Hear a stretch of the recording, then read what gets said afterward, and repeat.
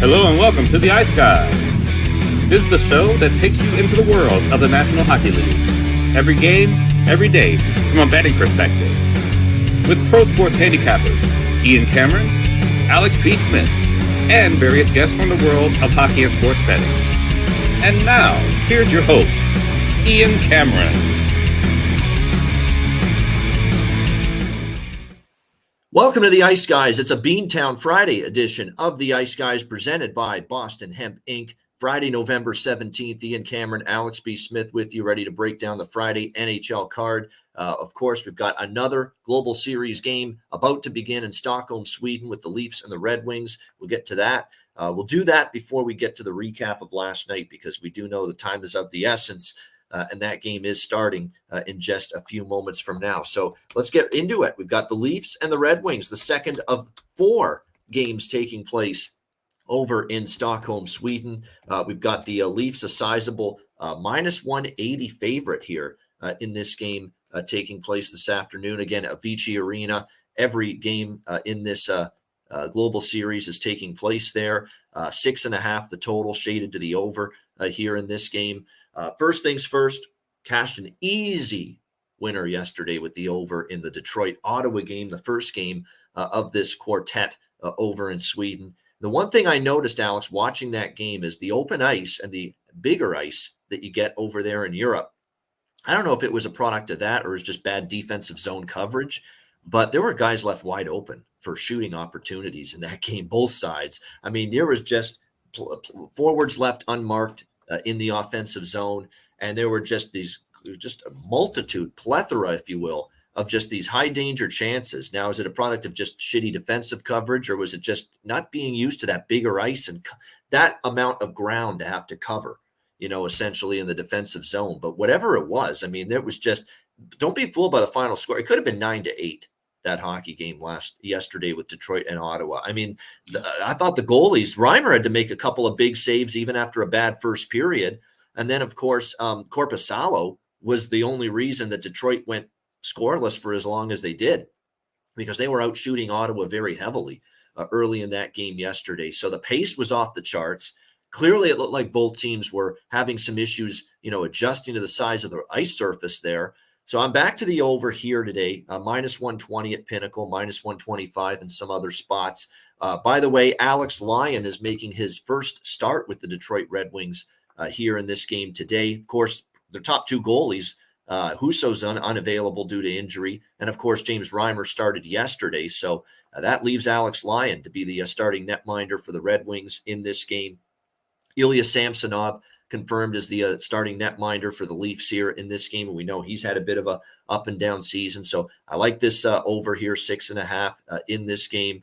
Also both teams to score in the first period might be worth a look. Now I know we got a tough beat, if you had that yesterday, because Detroit certainly had enough chances to score in the opening period. Then the floodgates opened for them in the second period. But I think it's reasonable to expect at a plus price too, around plus 130, both teams to be able to find the back of the net here in the opening period. And then as far as props go, do I even have to tell you at this point, the Swedes, it's all about the Swedish players, and we saw it yesterday.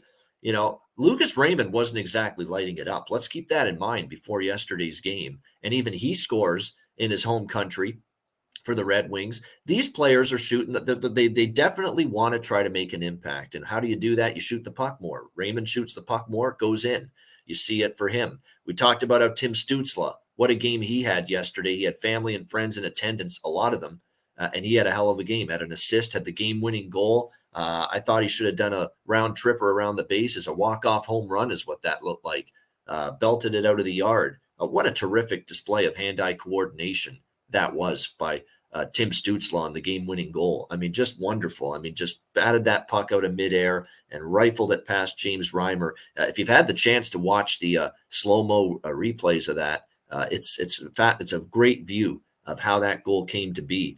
No question about that. So for me, as far as props, William Nylander plus 115, anytime goal prop. And look, that opened as high as plus 140. So that you don't see a goal prop usually move 25 cents, but I think a lot of people are onto this. William Nylander, red hot. Obviously, he's got the most of anybody that I've heard that's going to have family and friends in attendance. 90 to 100 people. His grandparents that have never seen him live inside the arena play in the NHL. He is going to be, flying out of his skates, I think, not only today but in both games over there in Sweden. So you can get Nylander plus 115, and I've got a couple of smaller shots as well. The plus 550 for 2 or more goals, and the 2,500 for the hat trick for William Nylander. So again, just small little shots there for William Nylander. I'm going to go back to Luke, and also an assist for Nylander as well, plus 110. Raymond goal and assist. Raymond goal is still plus 320 at FanDuel. Great price. The assist prop as well for Lucas Raymond, which is plus 170 in this game. And I'm going to take a shot with, I'm going back to Calle. Calle, he's a Swede as well for the Toronto Maple Leafs. Calle Järnkrok, plus 360 on him to score a goal at FanDuel in this game. So I like Calle Järnkrok for Toronto as well, plus 360 goal prop. Also the assist prop for Järnkrok, if you can find it. Most books have his assist prop out there. Actually, not many do, I should say. FanDuel does, though, at plus 200. So a nice price there with Calle Järnkrok assist prop, plus 200 at FanDuel. And then my lottery ticket of the day, if you will. This is the ultimate bargain bin. It's not my bargain bin special of the night. We'll get to that later, but you might as well call it a bargain bin special. This is the ultimate bargain bin. William Lagesson is also a Swedish player. He is on the blue line today for the Toronto Maple Leafs. Now, he's a third pair defenseman. He doesn't put up much points. He only has 1 assist on the season. But FanDuel does have him listed, and he's plus 2,000, 20 to 1 to score a goal. I'm sprinkling just a couple bucks there. William Lagesson here for the Toronto Maple Leafs.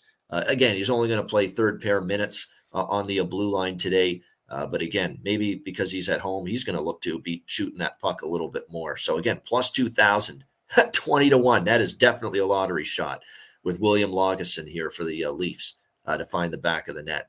That's about it. It's really, you could bet Nyes and Matthews and Marner and certainly Perron and DeBrincat on the Detroit side, Larkin. I'm keeping it to the countryman, the Swedish countryman here in this game as far as props go.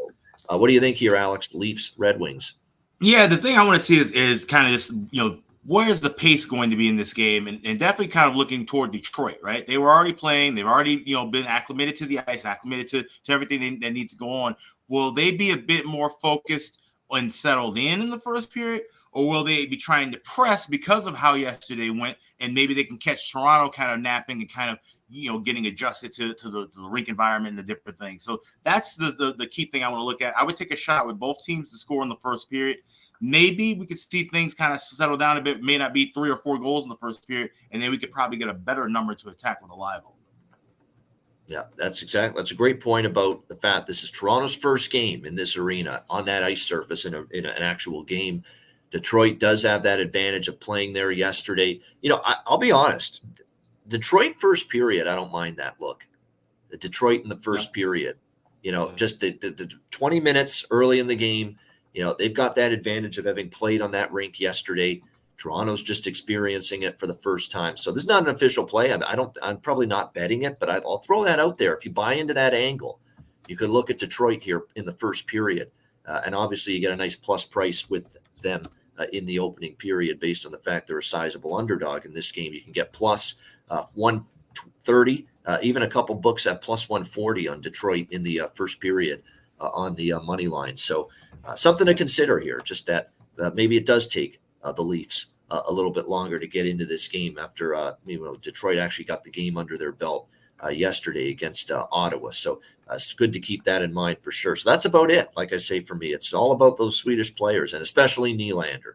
We don't bet the 2+ goals and the hat trick props very often, but man, it feels like the elements are there, and especially with the form he is in coming into this game, the elements are there for William Nylander to absolutely go off. And we'll see if maybe he's able to do that today and or Sunday when the Leafs play again their second and final game in Stockholm, Sweden, against Minnesota.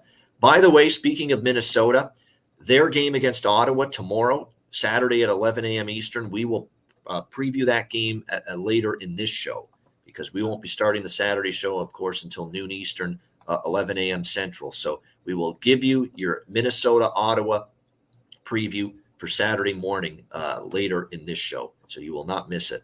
We will have you covered for Wild and Senators. Before we get into the remaining 2 games on the Friday night slate, plus, of course, the Saturday game in Stockholm with the Wild and Sens, we'll look back on last night, a busy Thursday night in the NHL. Definitely some interesting results. A few in particular were really, really interesting. Obviously, it starts with that great game in Stockholm. We talked about it, 5-4 in favor of the Ottawa Senators. They blew the lead, but they rescued themselves with the Tim Stützle baseball bat out of the air, a game-winning goal in overtime, which was just outstanding. A very, very entertaining game. Lots of pace. The Senators getting the 5-4 win over the Detroit Red Wings. Arizona, 3-2 against Columbus. And man, the big story is not so much Columbus lost another game. It's how they lost and the fact that 2 of their best players stapled their ass to the bench again in the third period. Patrick Laine, Johnny Gaudreau, both benched in the third period against Arizona last night. That is troubling. And Pascal Vincent, it's not like he's got carte blanche or the cachet to be benching players. This is a guy that's just getting his first crack at being a head coach. This is not like a John Cooper or a John Tortorella or someone that's been coaching for a long time, that's garnered some, like I say, some cachet. He's garnered some accolades. He's accomplished some things in the NHL as a head coach. Pascal Vincent hasn't. And yet he's already gone to the benching well with both of these guys, Gaudreau multiple times, and now here with Laine last night as well. Your guess is as good as mine how that's going to go over. I mean, certainly. I mean, are these 2 going to respond to it? Is the dressing room, kind of fractured right now? Are they not loving these tactics by Pascal Vincent? I applaud him. He's got guts. He is just barely a baby when it comes to NHL head coaching. And here he is, got the guts to bench his best player, Gaudreau, twice already this season in the third period, and Laine once. So, wow, we're going to find out something about Columbus next game because that could go one of either 2 ways. It gets the players you benched going, it gets the team riled up and fired up to play better, or it could go the other way, and it's just, what the hell, man? You haven't even accomplished a damn thing. You're a coach for the first year. This is your first, 15 games as an NHL head coach, and you're benching us left and right. Where do you get off? Who the hell do you think you are? There could be that kind of response too from Columbus. But talk about that, Alex. That to me is even more. The 3-2 score, another loss for Columbus. They're struggling mightily is one thing, but the headlines coming out of that game. What is happening? And we've got a coach that's now benched his best player twice, and he did it again with Laine as well last night. That could either go one of 2 ways in Columbus. Yeah, I mean, it looks pretty messy, honestly. Like I said, you got, think about the situation you had already at the beginning of the year. You signed Babcock, that whole thing blows up. So now you have to get Vincent to be in this role. And now all of a sudden, like I said, you're playing bad hockey. Okay, that's understandable. This is a bad team, even if Babcock was going to coach it. We're not shocked by that. But now, like you said, showing this kind of power hand by, benching guys multiple times and benching multiple players. That's a mess. And you don't want to be on the wrong side of history doing things like this as coaches. I watched an NHL Network the other night and seeing John Torchetti talking. And I'm just like, that's a guy who did not get a fair enough shake in the 3 chances he had coaching in the National Hockey League. There's a bunch of guys you can run down and name that, were good coaches, but didn't have that shot. Don't blow this opportunity if you're Vincent, because here's the thing. You're in a bad situation where if this team doesn't turn around and those players lose your voice, not only are you gone, Kekalainen's possibly gone too. And now you got to start that rebuild all over again if you're Columbus. So this is a really, really messy situation. It can only get worse here. I don't really see things maybe getting better. If they do, it's in the short term. Yeah, I mean, when you look at it, this is not a good situation. It could be fractures in the locker room caused by this. I think it's just really, really interesting to see how the response is going to be. I honestly can't give you a great idea how they're going to respond to this and how Gaudreau is. Gaudreau was already benched and he didn't do anything the next game. He already showed you he didn't really step his game up the last time he got stapled to the pine in the third period by Vincent. So, I mean, it feels like everybody's on edge and on eggshells now. Coaches are pissed. Players are frustrated. Fan bases are calling for coaches to get fired after a 2-game losing streak. I mean, it's just like everyone just like, fucking take a breath here, relax a little bit, calm down. I mean, my goodness. I mean, it feels like everyone's on edge right now in this league, players, coaches, and fan bases. It really is remarkable. But there's a reason for it, though. You look at the standings every day and you just see this kind of mismatch, right? Like, there's a lot of things that none of us expected to happen that's been happening right now. We didn't expect Anaheim and Vancouver to make these leaps and bounds. We didn't expect Edmonton to look like dog shit. We didn't expect Florida to be hanging around in the middle of the road. So I think a lot of teams will realize that, hey, maybe we have a shot now where they didn't think they did at the beginning of October. Or there's some teams who are now kind of realizing maybe we got to really try to figure out what we need to do, but we can't rush and panic just yet because it is so early in the season. So, yeah, there's a lot of uncertainty, and it's making for wonderful hockey to watch night in and night out. We don't really know where teams are standing, but like I said, they're trying to shake things out, and they don't want to get left behind the curve because we are hitting that traditional point of American Thanksgiving where teams, you know, for whatever reason, they still feel this old antiquated thing of that's the time to know if we're a pretender or contender. It's like there's still a whole lot of hockey being played after November 23rd. I wouldn't make that the cutoff point anymore. The teams are starting to realize that as well, too. You have time to still navigate, be a solid team, put together a playoff contending team, or put together a cup contending team, depending on where you stand. But you also have to make some kind of moves. You can't just sit on your hands right now either, because there are a lot of teams that are playing competitive hockey right now. Yeah, no doubt. And it's going to be interesting to see. Well, again, Columbus, that's now fascinating when they get back in action here, I believe tomorrow. Yes, they play tomorrow, this Jackets team, once again against, let me just see here. No, actually, they don't. They're off tomorrow. Sunday in Philly is their next game. So we'll see how things fare. I mean, even Alex is ready to see some coach fired after what he saw last night. We'll get to that in just a few moments. But as we continue along with the Thursday recap, Vegas, man, what a wild game with Montreal. 6-5 turned into pond hockey with the Golden Knights and the Canadiens last night. A 6-5 win in favor of the Vegas Golden Knights. I think good teams find a way to win when they don't have their best. I don't think they had their best. Certainly Aiden Hill didn't have his best game.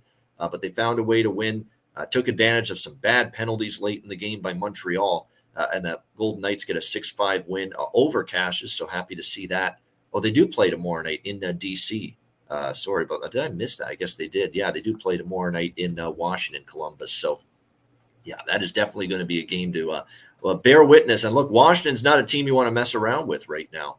Washington playing some pretty good hockey at the moment. So that's interesting situation there tomorrow night for the Jackets there in that game. Also last night, New Jersey 5-2 win over Pittsburgh. Kind of, it's easy to say after the fact, but I was leaning Devils, even with the injuries to Hischier and Hughes. I'm like, they're going to win at some point without these guys. And sure enough, they stepped up. 5-2 win against Pittsburgh. Wasn't the Penguins' best game. Good news is the over was the best bet for me on the show, and we got it with Devils and Penguins over 6.5 there. Very good effort by the Devils minus Hischier and Hughes. Their best game by far without those two players, no question. Tampa Bay with a 4-2 win against Chicago. They definitely played a better defensive game. The Lightning capitalized on some of their chances. They get a 4-2 victory over the Blackhawks. Vancouver, that was the first time where they looked a little fatigued, a little gassed, and you could tell. I mean, they go all out on the East Coast. They go back home for one game against the Islanders, then they're back on the road on a back-to-back, and you could tell they didn't have a second wind last night. The Vancouver Canucks in that game, they lose 5-2 to the Calgary Flames. The promising news for the Flames is that's two really good games in a row from Markstrom in net. Jacob Markstrom was the reason they beat Montreal because I thought they got outplayed in that game, and he was very good last night as well against the Canucks. Is this a sign that he is starting to get his consistency and his game back? That's the big question. Seattle, a battle of struggling teams. They survived with the 4-3 shootout win against the Islanders. What a wild shootout. I think it was 7 or 8 rounds deep, the shootout before Seattle finally won it. Another loss for the Islanders, their 7th straight loss.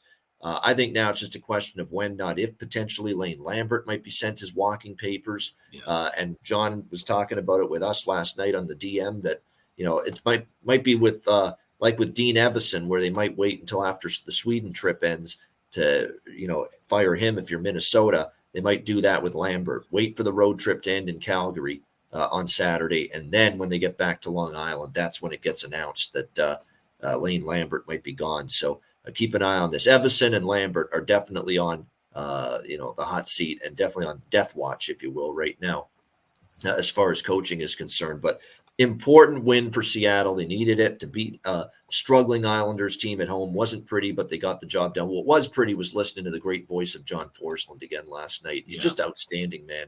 The pace, the tone in his voice, the cadence. It's just a great listen when it comes to play-by-play in hockey. And he was great down the stretch and in the shootout as well. Seattle gets the win 4-3. Kings with the 2-1 win against the Panthers. Finally a home win for the LA Kings last night. Ended up getting in on them. I said I would on the show yesterday at minus 130. I said, you know what, even though Florida's red hot and the Kings haven't been winning at home, they're at home for 4 straight days, thinking about 2 straight home losses to the Penguins and the Flyers. I figured you get a really good, strong effort for 60 minutes, and you got it, especially defensively from them. They were very good. They didn't give Florida a whole lot, and Cam Talbot made the saves that he had to.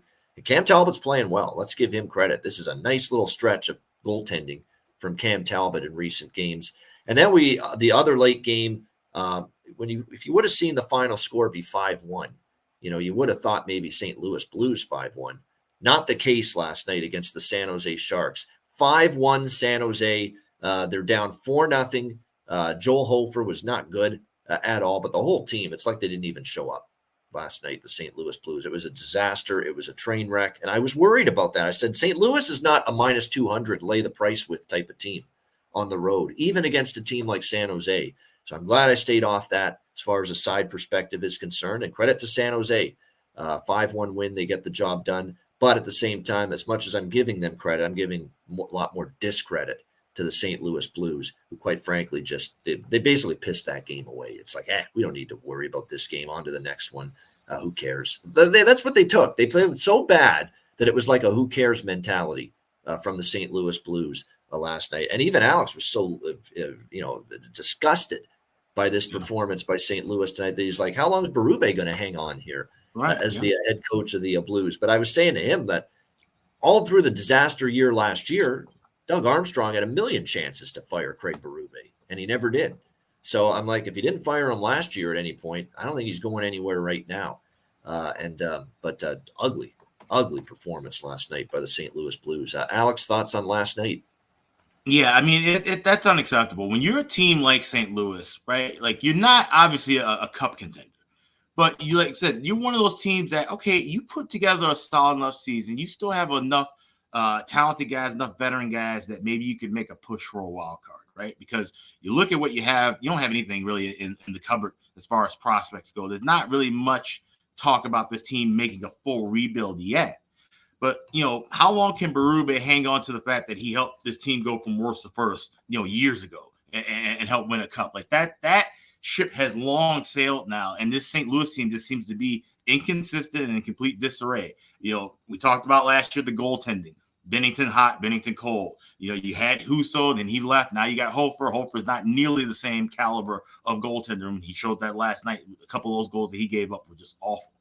And like you said, you're going to have teams that are going to lay an egg in the shark tape. That place was half empty last night. It was just a depressing kind of atmosphere until the Sharks started to win, of course, and then the fans got riled up. But that's the only way you're going to even be able to get some value on San Jose is, can you catch a team that maybe just plays disinterested, or then the end of a long, road trip, or they're going through some issues internally? Those are the only spots that you can even really kind of look to favor San Jose in any kind of betting form.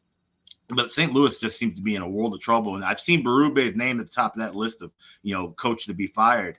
And it wouldn't shock me if they make that change at some point. It may not need to be right now because, like you said, this is just kind of a team that's just floating around. If they feel like they can make something happen, you fire them earlier. But if not, you just kind of hang around and just really assess, what are you doing here and beyond if you're the St. Louis Blues? It just seems like a team that really seems to be caught in no man's land. They aren't in the Chicago, Arizona space of rebuilding fully, and they aren't in that Minnesota, Winnipeg full, like, if we get into the playoffs, we could do something. They just lost. Well, that's exactly it. Like they're not going to be a playoff team, the St. Louis Blues, and they're not so bad that they're going to be, top 3 surefire pick in next year's draft, where you got Celebrini, and you've got all these really good kids that are still available. It's maybe not the 2023 quality draft or depth, but still pretty good players available at the top of that draft board next year.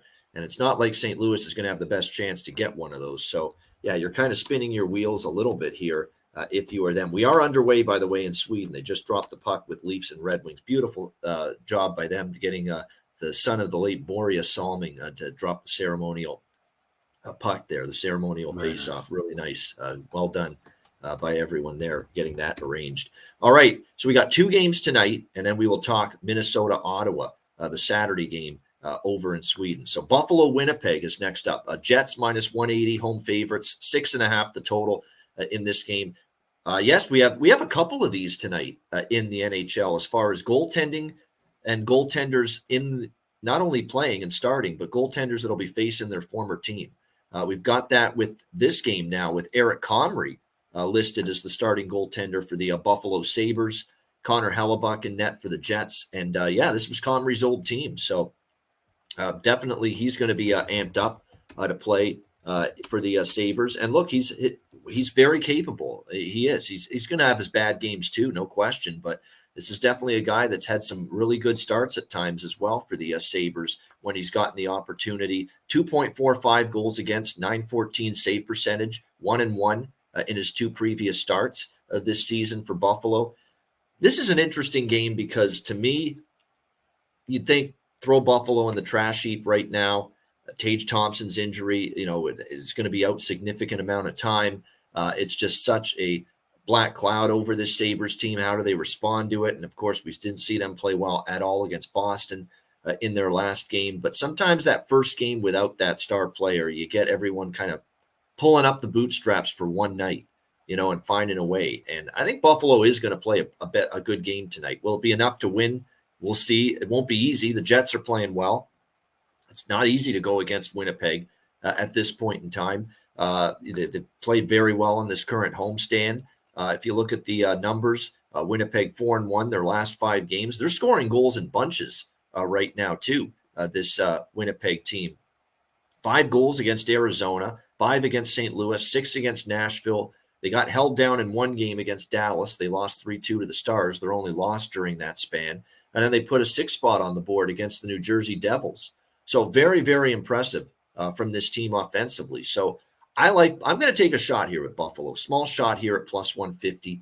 Comrie. And another thing that points me a little to Buffalo, I think they'll be inspired first game with since Tage's injury, and they've done well in Winnipeg, believe it or not. Go back and look. The last 2 years, they've taken a trip to Winnipeg. They've won each of the last 2 visits in Winnipeg against the Jets. And I remember a couple of those games too, Alex. The Jets looked totally dispirited, uninterested, uninspired. They just played New Jersey. They played some big opponents lately, Dallas. Now you play Buffalo. You got Arizona on a back-to-back, tomorrow night. So I think there's a vulnerable spot for Winnipeg here for as well as they're playing. And so I'll grab a little Buffalo plus 150 here in this one. Alex, what do you think? Sabres, Jets? Yeah, I'm torn on this side. Like I said, especially now, even Eric Comrie getting that start. The old team angle. It's something I'm looking at in the other game.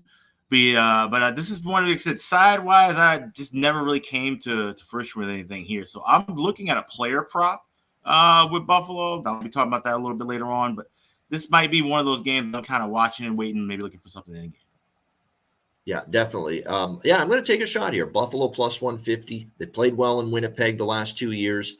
And they have just been generally very good against punching above their weight class on the road in this road underdog role. We've talked about that a lot with Buffalo. This has often been the time when you want, to be betting on the Buffalo Sabres. Road underdog against a team that's either comparable or better. It's really remarkable how many times they've stepped up. They've played some of their best games, honestly, Buffalo, the last year or two, when they've been on the road as underdogs against teams they're not supposed to beat. So I do think Buffalo's got a shot here tonight. There are some props. Cousins on the top line centering it. I'm interested. But Dirk has been good. Middlestat's probably going to get some more time. And on the Winnipeg Jets side, we're going back to the well with Cole Perfetti. That's who. Cole Perfetti is just rolling right now for the Winnipeg Jets. He's playing with confidence. He's in the top 6. He's getting the power play time. 4 straight games with a goal entering tonight for Cole Perfetti. So I'm right back to the well with Cole Perfetti to score a goal tonight for the Winnipeg Jets.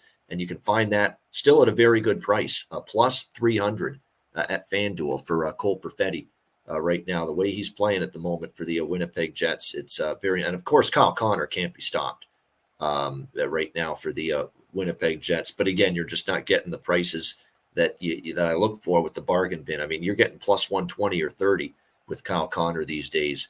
Not a ton of value, but he is it's as close to automatic as right now there is in the NHL. Kyle Connor is on a huge goal-scoring surge for the Winnipeg Jets in recent games.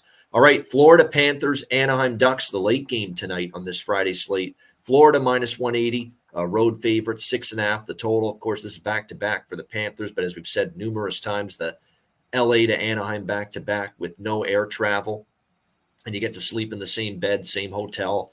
It's not a huge detriment. It's just a trip down the I-5, the highway there to get to Anaheim, so it's not that big of a deal for Florida. Coming off a 2-1 loss to the LA Kings last night. Anaheim's coming back off that 2-game road trip, but it was a mini road. It wasn't that long, so it's not that bad of a first game home off a road trip spot. You only went to Nashville and Colorado for 2 games, and now you're back home. And they're coming off a game where they got absolutely dismantled, especially in the third period, by the Colorado Avalanche the other night, 8-2. They just ran out of gas and hit a wall. You could tell that's what playing back-to-back on the road with the back end of the back-to-back being in Denver in the thin air and altitude, that's what it can do to you. And we definitely saw it from Colorado or Anaheim rather, in that game, just having a tough time once that game got into the third period. This is one where I'd probably like a little dog and draw split. I'm probably going to look in those directions here, maybe a little on the draw, a little on the Anaheim side, plus 150. I think definitely you could look at some both of those. I mean, to me, Florida on this road trip, this is where we're going to find out something about them. Okay, you started the road trip beating San Jose, big deal. And even that game, Alex, they struggled. They were down 3-2 in the third period. They had to rescue it with 3 unanswered goals. I mean, they were in danger against San Jose. Yeah. They lose to LA last night. They've been awesome at home. They're still, the road record's not great for the Florida Panthers. This is going to be a tough road trip, and Anaheim's no pushover anymore. It should be John Gibson in net for Anaheim. It's likely on the back-to-back, especially giving him a chance to face his old team. He was there for 4 years with Anaheim. Anthony Stolarz, we probably will see him starting in net tonight for the Florida Panthers. Hasn't been confirmed, but I am very, very confident it's going to be Anthony Stolarz here tonight for Florida in net against his former team, the Anaheim Ducks. That said, I lean Anaheim with the plus 150 and the draw, which actually you can find at plus 390 right now at FanDuel. Very, very rich price indeed to look for this game to go to overtime. And last year, it was a 5-3 game in Anaheim, but there was an empty net goal. It was really a 1-goal game. It was 4-3, and then there was an empty net goal. And then the game in Florida last year between the Ducks and Panthers, it did go to overtime. So close games last year. The draw is live, in my opinion, here tonight. What do you think here, Alex? Panthers, Ducks. Yeah, right there with you on the draw. 2 of the last 3 meetings have gone past regulation. Like you said, that third one, there was a late goal with an empty net. So that was essentially could have been a one game decided by 1 goal. So you have close margins, 2 teams that just kind of play, tight kind of games, especially with Florida. Like I said, we talked about how this team has really done well, weathering the storm of missing those guys in the back end and Ekblad and Montour. And, these are the kind of games that they tend to, find themselves winning with, playing against the Anaheim team that they're good. I definitely have loved the way that they've played so far, but, this is going to be a good kind of back and forth battle. It won't be a slow paced kind of game. I think they play right in the Florida system. And I think we see goals going back and forth, not necessarily high pace variety, but it's going to be a close enough game where the draw, especially at 390, like I said, FanDuel is having incredible prices, at least 20 to 25 cents higher that I've seen this week. I've been trying to track these, finishing this article up. It's 20 to 25 cents higher at FanDuel than the average rest of the books you find domestically or even offshore when betting the regulation draw. So if you are someone who plays these often, like I do, FanDuel is definitely a book that you need to have in your arsenal in regards to that. But yeah, definitely interested to see how Stolarz plays against the Ducks. He's never really played a full game starting against them. The few minutes he had, that was during his time before he even joined the club. So definitely to see how he responds with that, and Gibson as well. Seeing how Gibson responds, coming back after being off of a start or two, seeing where his head is at mentally, where he is. So it's definitely an observation game, but I feel like it can go past 60 minutes. All right, Alex, liking the draw here, plus 390. We like the sounds of that when the draw king is aligned with one that I'm looking at. And as far as the props in this game, look, I know what you're thinking, Cuban Wayne Gretzky. I hear you on that. I got that. It's just one of those bets where it doesn't make sense. It doesn't make sense because he just doesn't score very often, Radko Gudas, does he? Although this year, I will give him some credit. He does have 3 goals and 3 assists this year. And 2 of those goals have come in the last 3 games for the Anaheim Ducks. So he is actually a little bit of an offensive surge right now. Radko Gudas for the Ducks, 2 goals and 4 points in the last 3 games. And against his old team, the Florida Panthers tonight, I think he got to sprinkle something on it. I really do. I mean, he scored 2 in the last 3 games. He's facing his old team. There's plus 1,700 at Bet Rivers out there for him to score a goal. 1,200, 12-1 at FanDuel, BetMGM, DraftKings. Why not? Take a little shot on Radko Gudas, that sniper, that Bobby Orr of 2003 on the blue line. Radko Gudas to maybe find the back of the net against his old team. So not crazy. Especially at that price. Why not take a few shots on it there? Put a few bucks, I should say, on it there. For Anaheim, it's pretty much status quo as far as their props. I mean, McTavish and Vetrano, and in particular, are the ones I've been targeting from their standpoint. Looks like Leo Carlsson. Keep in mind, I think this is a rest night for him. Remember, they're going to load manage Leo Carlsson a little bit this year, and it looks like tonight's going to be one of those nights. And of course, Trevor Zegras is on IR, so they will be minus a couple forwards tonight, Anaheim, with those 2 out, but still, I think, capable of giving Florida a battle tonight. And then on the Panthers side of the equation, as far as their props tonight in this game, I will say this, and look, Ekblad and Montour are going to be back soon, but Ekman Larsson does deserve credit. They've gotten a lot more out of him than I thought they would. They really have. I mean, he's been, I think he really got, his pride wounded by how bad he was in Vancouver. And obviously before that, too. This is a guy that was a very good defenseman for many, many years. Oh, look, there's 2 former Red Wings in the crowd, Nicholas Kronwall and Jonathan Eriksson, that they're showing on camera right now. Both Swedes, both great careers there with Detroit for a long time. A little FaceTime there for Nick Kronwall and Jonathan Eriksson. Matt Sundin's in the building, too, of course. Yeah, so everyone's out there to watch this Leafs Red Wings game in Stockholm. But getting back to Florida, I mean, Ekman Larsson's been solid. And look, he's piling up points right now. Ekman Larsson enters this game with 7 points in the last 7 games. So he's basically producing at a point per game clip right now for the Florida Panthers. So not bad. So his props might be worth a look. I'd also say Rodriguez, Reinhart, Verhaeghe starting to heat up a little bit. They'd be worth a look as well as far as the props go for this Panthers and Ducks game. Yeah, the live over is 5.5 now in this game. Still scoreless, about 8 minutes in. So waiting for plus money on that. Yeah, you're getting to the point where you're going to start getting some really good prices there potentially very soon. It's minus 140. So you wait another 3 minutes or so of scoreless hockey, you might get even money or plus money with the live over in this Leafs Red Wings. I think that's a goal. We will take a look here. No, I'm watching the game right now. Nothing. They're facing off right now. Yep, you're good. All right. So next up, that's it for Friday, by the way, Friday's games, but we're not done yet. We're going to look ahead to Saturday. And on Saturday, we've got the 3rd of the 4 Global Series games taking place in Stockholm, Sweden at Avicii Arena. It is the Minnesota Wild and the Ottawa Senators. And right now, it looks like even money. Not a lot of books. Not every book has this price right now, but I'm seeing DraftKings has minus 110 on both sides, and the total 6.5 here for this Wild and Senators game Saturday in Stockholm, Sweden. So when you look at this matchup here, Wild and Senators, Ottawa's the team that's had their first game under their belt already in Stockholm, whereas this will be the first game for the Minnesota Wild in this building, in this venue. So we'll see how that affects both of these teams tomorrow. But, I don't want Minnesota right now. It's probably I'd have to lean Ottawa. Alfredsson's going to be behind the bench again. I'm not saying that's why they won, but come on. There's definitely a little extra adrenaline that goes through your veins when you see Daniel Alfredsson behind the bench if you're an Ottawa player. There has to be. It's one of the great players in franchise history. And they found a way to win. They had a big early lead. They coughed up the lead. That's not what you want to see, certainly if you're Ottawa, but they got the job done still. They won in overtime with the Tim Stützle goal.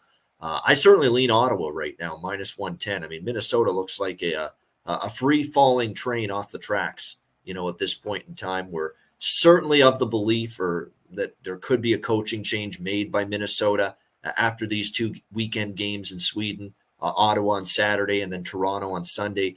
After those 2 games, we could see the end of Dean Evison as head coach of the Minnesota Wild, but it's been a brutal stretch. They are only 2-7 in their last 3 games, or their last 9 games, on a 3-game losing streak coming into this one. Ottawa has at least picked it up since they had that players meeting after the loss to Tampa. They've won 3 of 4 since then. They beat Toronto. They lost on a back-to-back to Vancouver, but that's a tough spot against a really good team. And then they beat Calgary and Detroit since then. Calgary at home, and then the first Sweden game yesterday against Detroit. So, to me, it's Ottawa or nothing in this game at minus 110. I don't want this Minnesota team. Probably back to the well with the over. We'll see. But 6.5, with the way these pace games out. That being said, we don't have a goal in the first 9 minutes of Toronto-Detroit, but obviously still lots of time left in that game. But lean over, lean Ottawa right now. And as for props in this game, props of note, I think we'll see if Stützle's still got the family there. If he does, I'm interested. Joel Eriksson X, the obvious choice for Minnesota. He's the Swede of prominence in this game, particularly on the Minnesota Wild side of the equation. So Joel Eriksson Ek, definitely someone to keep in mind. You could definitely look to get his props involved here in this game. I want to point something out because someone brought this up to me. Don't screw this up. Ian, you mentioned the Swedish players and to bet on them in these Stockholm games. What do you think about Mats Zuccarello? And I had to come back to him and say, he's not Swedish, my friend. He's Norwegian. Don't get that. I know Mats, everyone thinks M-A-T-S. Mats is a Swedish first name. I get that. But he's a Norwegian. Yeah. He's from Norway, not from Sweden. So be careful with that. That's not the same thing. Joel Eriksson Ek is from Sweden. So that's the one you want to target, really, if you're the Minnesota Wild. Not to mention, he's been very good as far as production all season for them. 8 goals, 6 assists, 14 points on the season for Joel Eriksson Ek coming into the game tomorrow. So keep that in mind. Definitely some good value as far as that is concerned. And again, you're going to get probably good prices there for Eriksson. I'm going to just look ahead to tomorrow, see if BetStamp has the props already listed for Eriksson Ek tomorrow. Plus 180, it looks like. Bet Rivers has his props already. So plus 180 is what we are looking at for Joel Eriksson Ek as far as goal scorer prop for the Minnesota Wild tomorrow. Now, you could, if you want, the lottery shot for Minnesota would be Jonas Brodin. He is a Swedish defenseman, obviously, for them, but he's one of those guys that's not going to be a big-time point producer for you. That being said, he's also playing in his home country. He has 1 goal, 6 assists on the season. He did get an assist in that Dallas game, the last game they played. So if you want to take a big value shot, he's 10-1 to score a goal, Brodin, for Minnesota. But the main one right now is Joel Eriksson Ek, certainly for Minnesota. Alex, Saturday morning, 11 a.m. Eastern, Stockholm, Sweden. What do you think here, Minnesota, Ottawa? Yeah, I like this over here. Of the 4 matchups, just kind of looking even before, seeing anything that we saw yesterday or right now, I just automatically looked at this over because of the fact that Minnesota's defense has been just struggling mightily. And now when you look on top of how Ottawa, like I said, the offense getting into rhythm here too. These are 2 teams that were already trending high toward overs, so first period and full games. So I would be taking a shot here with both of those. Like I said, early starts, I'm going to be betting 6.5. I already laid the $1.10 at points bet before we got on air. But for the first period, I'm waiting for those to open up a little bit more wide. I would go as high as $1.45 pregame Anything higher than that, then you should just, get on up and watch it live and try and look for something a little bit cheaper in price. But I definitely think we're going to see pace back and forth. These are two teams, like you said, they both could be making changes when they get back to North America. DJ Smith's job is not entirely safe either, but certainly Dean Evason has the hottest seat in the entire world right now, and that team needs to rally around. If they don't want him to leave, they need to rally around and play like hell in these two games. And like I said, Joel Eriksson-Ek's definitely a guy I would have circled for a goal, power play points as well. And with Brodin, like you say, he's not that big of a point producer, but maybe take a shot. Those of you who are still betting shots on goal props, maybe take a shot with the over with Brodin. They might give him a little bit more ice time. I've noticed, you definitely could see him shooting the puck quite a bit. I know Raymond, I think yesterday for Detroit in the Detroit-Ottawa game, he flew over his shot prop in that game pretty easily, if I'm not mistaken. Yeah, he had 4 shots on goal. I think his shot prop was only 2.5. So, yeah, that's another factor. It's just, when you're playing in front of home, what do you want to do? You want to try to take the onus a little more on yourself, and you want to impress everybody that's out there supporting you. So you shoot the puck a lot more. That's the obvious action, I guess you could say, when you're in this kind of situation. No doubt about it. All right, there you go. That's Minnesota, Ottawa. Again, that game is on at 11 a.m. Eastern tomorrow, which is 1 hour before we're on the air with the Saturday edition of the Ice Guys. So that is why we ended up talking about that game here on this Friday edition of the show. We appreciate everyone joining us. Hit the like button if you haven't done so already. 130 live viewers. The Ice Guys family plan. Make sure you're a member and subscriber. Just $9.99 US per month. Make sure we will be on the air again next week for an impromptu live betcast. It'll be next week, but we won't tell you the day just yet. We'll just drop in, and we will all of a sudden we're live and we're doing a betcast. Come one, come all. If you're a family plan or Patreon page member, so looking forward to that next week. Of course, with the family plan and the Patreon page subscriptions, you get, of course, the daily betting card, the player props, Alex's live wagers, and plenty more bonus content, and a lot more on the way, especially once we get to the past football season portion of the NHL season, where we're going to do bonus Q&A videos, bonus, segments, theme-related content and shows and videos. So very, very excited to roll those out later in the season for Ice Guys Family Plan members and subscribers, and for the Patreon page as well. So make sure you check that out. Yep. Also, check out the Ice Guys store, iceguys.myspreadshop.com. I've been getting emails left and right all over the place with Black Friday deals. Well, we got a sale right now all weekend, 20% off of everything. So check out the Ice Guys store right now, iceguys.myspreadshop.com. All right, good stuff indeed. And we shout out our Beantown Friday edition of the Ice Guys show sponsor, Boston Hemp Inc. They are our proud sponsor of the Friday edition of the Ice Guys. Of course, we will have Bargain Bin Special of the Night and Best Bets coming right up. But first, here they are, Boston Hemp Inc., our Friday, Beantown Friday's Ice Guys show sponsors.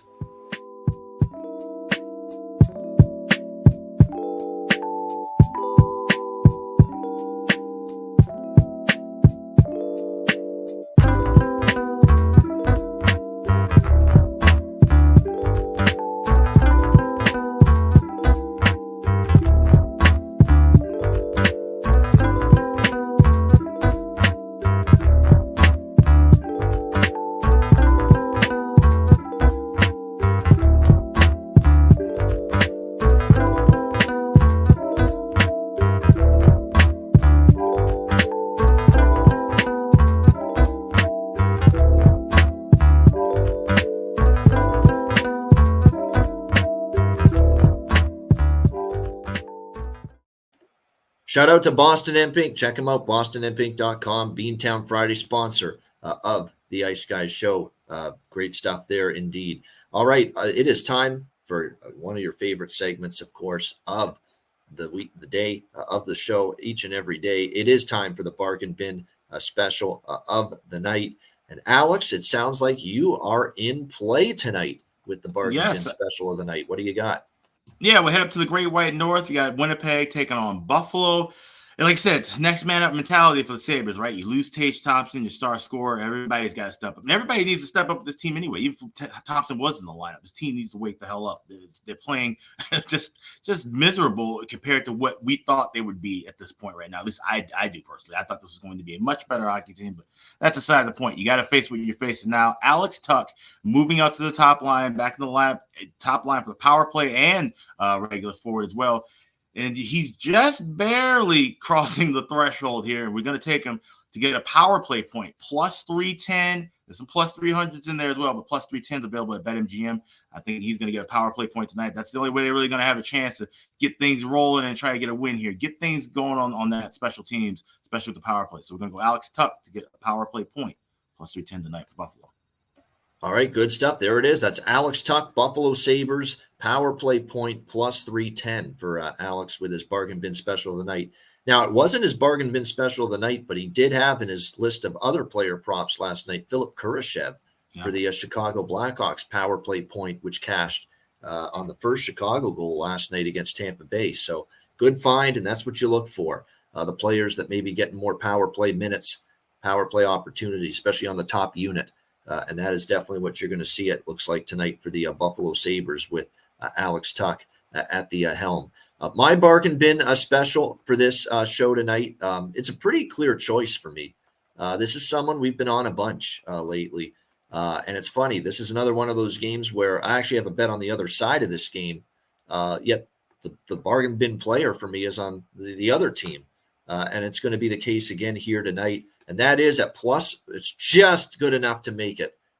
Plus 300 at Bet365, plus 300 at FanDuel. Cole Perfetti, Winnipeg Jets. I think it's still a terrific price considering he has scored now in 4 straight games. 4 straight games with a goal for the Winnipeg Jets.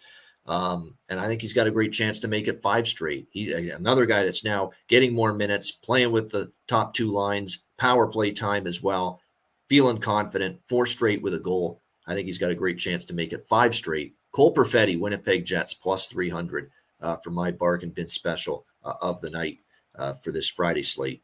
All right, best bets. Alex, what do you like for best bet? Yeah, we're going to go with the late game. Anaheim, Florida. We'll take the regulation draw, plus 390. Make sure to grab that at FanDuel. That's the best price available in the world. And 2 of the last 3 meetings have been going past regulation. That third game, very close to going into OT. We saw an empty net goal late in that one. So this could be one of those close kind of late night battles. We see it go past 60 minutes. Let's go with the Panthers, Ducks. Regulation draw, plus 390. It's my Friday best bet. All right, there we go. Florida, Anaheim draw plus 390, which I also like. That is the best bet for Alex B. Smith for this Friday. My best bet for this Friday card, it's not that though. It's in a very light card. I'm going to rock with by default. It's got to be Buffalo. It has to be. That's the only one that I feel somewhat pretty solid about tonight. I like the draw a little bit. Lean Anaheim a little bit. Don't love those. I probably like Buffalo by default the most of those on a very short 2-game slate tonight. So Buffalo Sabres, we're going to take a shot here. I don't think it's the greatest spot for Winnipeg. They're playing well. They're having a great homestand, but now they're getting toward the end of that homestand with the Buffalo and the Arizona games back-to-back. Sabres have won each of their last 2 times. They've made the trip to Winnipeg.